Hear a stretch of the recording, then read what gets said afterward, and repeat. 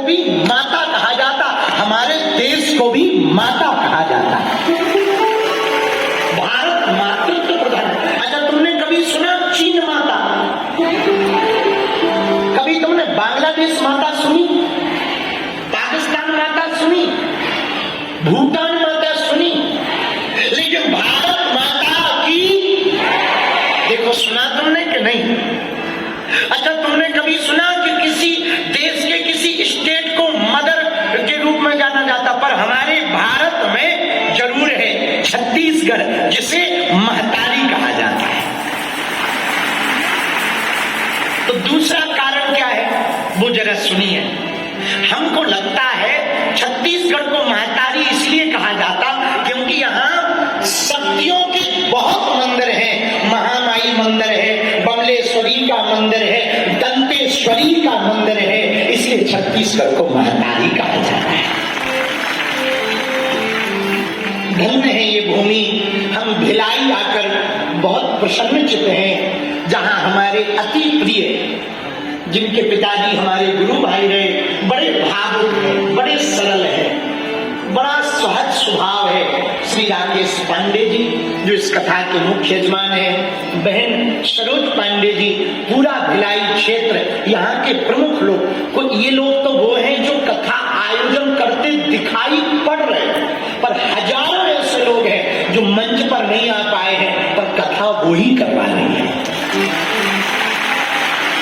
और हम तो राकेश भैया को कहेंगे, आज आपने प्रारंभ में बहुत बड़े गणमान्य लोगों को बुलाया। बस्तर के राजा साहब भी आए, जिनका कॉलेज है वो भी सामने बैठे, विद्यालय के बहुत बड़े गुरज्ञ बैठे हैं, बस्तर के राजा साहब भी आए। हम कहेंगे कथा के विश्राम की आरती ना, जो नगर को साफ करते हैं, उन सभी वाल्मीकि समाज के लोगों को मंच पर बुलाया जाए।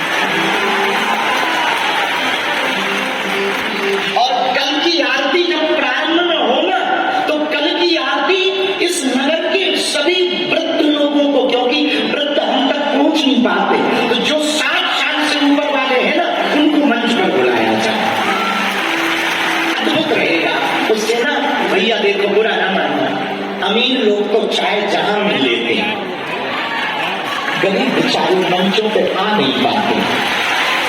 अमीर का प्रोटो लगाकर, बड़े पद पर बैठे लोग पुलिस लगा के मिल लेते हैं, नहीं मिलो तो मिलना पड़ेगा। हाँ, पर दीनहीन गरीब लोग सिर्फ बेचारे ताली बजाने के काम आते। हम चाहते मंच पर वो भी चले।